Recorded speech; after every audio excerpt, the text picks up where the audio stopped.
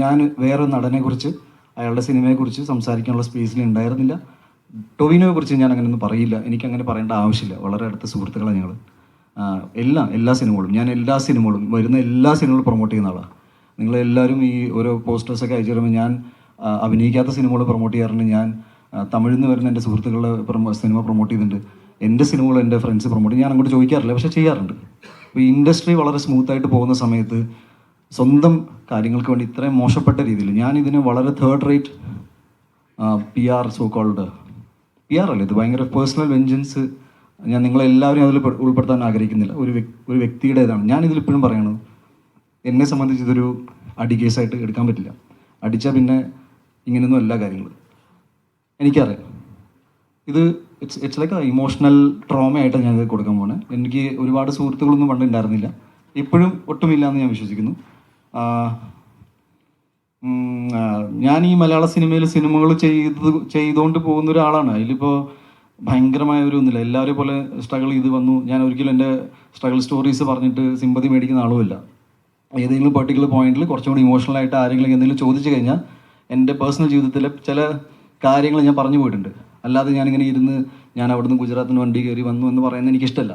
ഒരു വ്യക്തിയുടെ ജീവിതത്തിൽ പല സ്ട്രഗിൾസ് ഉണ്ടാവും. എൻ്റെ കുറച്ച് ഡിഫറെൻറ്റ് കൈൻഡ് ഓഫ് ലൈഫാണ് ഞാൻ വിശ്വസിക്കുന്നു. ഇന്ന് സുഹൃത്തുക്കളില്ല.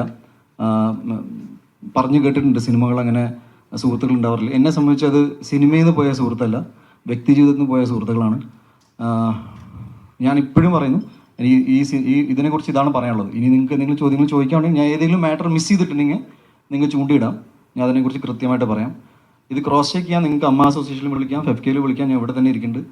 നിങ്ങൾക്ക് ചോദ്യങ്ങളില്ലെങ്കിൽ വേണമെങ്കിൽ ഫോൺ കോൾ അറ്റൻഡ് ചെയ്തിട്ട് പോകാം. ബിക്കോസ് ഞാനിത് ആദ്യത്തെ അവസാനത്തെ ഇൻ്റർവ്യൂ ആയിട്ടാണ് കാണുന്നത് ഈ മാറ്ററിനെ കുറിച്ച്. ഇത് വളരെ സില്ലി ആയിട്ടാണ് ഞാൻ ഇതിനെ എടുക്കാൻ പോകുന്നത്.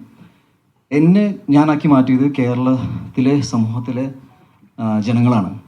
എൻ്റെ സിനിമകൾ വിജയിക്കുന്നതിൻ്റെ ഒറ്റ കാരണം സിനിമ ഇഷ്ടപ്പെടുന്ന ആൾക്കാർ സിനിമ കണ്ട് കൈയടിച്ചുകൊണ്ട് മാത്രമാണ്. എനിക്ക് ലോബിയില്ല, എനിക്ക് ഗോഡ് ഫാദറില്ല, ഒന്നുമില്ല. ഞാൻ ഉണ്ണിമൂന്നൻ ഫിലിംസ് എന്ന ബാനറിൽ സിനിമ ഇറക്കുമ്പോൾ കഷ്ടപ്പെട്ട് പണിയെടുത്ത് സിനിമകൾ ഇറക്കുന്ന ഒരാളാണ്.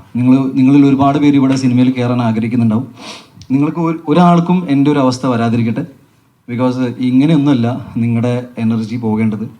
എൻ്റെ വ്യക്തി ജീവിതത്തിൽ തന്നെ എൻ്റെ ഒരുപാട് ടൈം ഈ ആവശ്യമില്ലാത്ത പ്രശ്നങ്ങളിൽ സോൾവ് ചെയ്ത് ഒരുപാട് പോയിട്ടുണ്ട്.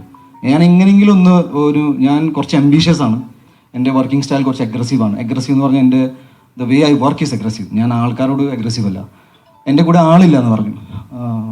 അരുൺ, ഇത് അരുണാണ്. ഞാൻ ജസ്റ്റ് പറയാം, എത്ര വർഷമായി? കഴിഞ്ഞ 10 വർഷമായിട്ട് എൻ്റെ കൂടെ എൻ്റെ എല്ലാ സിനിമകളിലും എൻ്റെ കൂടെ വർക്ക് ചെയ്യുന്ന ഒരാളാണ് അരുൺ നായർ. അരുണിനെ നിങ്ങൾക്ക് പരിചയം ഉണ്ടാവില്ല, ബിക്കോസ് നിങ്ങളെ പോലെ പോപ്പുലറായിട്ട് ഇവിടെ എറണാകുളം ഭാഗത്ത് താമസം ഇല്ലാത്തത് കൊണ്ട് നിങ്ങളുടെ വീഡിയോസിൽ മുഖം കാണിക്കുന്നില്ല. സോഷ്യൽ മീഡിയയിൽ വരാത്ത ആൾക്കാർ എൻ്റെ കുടുംബത്തിൻ്റെ ജീവിതത്തിൽ ഇല്ല എന്ന് പറയുന്നതിൽ തെറ്റാണ്. നിങ്ങളുടെ വീഡിയോസിൽ പെടുന്ന ആൾക്കാർ ഇവിടെ എറണാകുളത്ത് താമസിക്കുന്ന ആരാണെങ്കിലും വീഡിയോസിൽ പെടും. എൻ്റെ അച്ഛനമ്മ ഒറ്റപ്പാത എന്ന് വെച്ചാൽ അവർ വീഡിയോസിൽ വരാത്തതുകൊണ്ട് എനിക്ക് അച്ഛനമ്മ ഇല്ലാത്തതുകൊണ്ടാണോ? മനസ്സിലായോ? എറണാകുളം എന്ന് പറഞ്ഞാൽ എൻ്റെ ജീവിതമല്ല. എറണാകുളത്തിൽ സിനിമകൾ നടക്കുന്നുണ്ട്, അതുകൊണ്ട് ചില പരിപാടികളിൽ ഇങ്ങോട്ട് ആവശ്യപ്പെടും. ഞാൻ വന്നോട്ടെ എന്ന് പറഞ്ഞാൽ ഞാൻ എല്ലാവരും ഭയങ്കര വെൽക്കമിങ് ആയിട്ട് എടുക്കുന്ന ആളാണ്.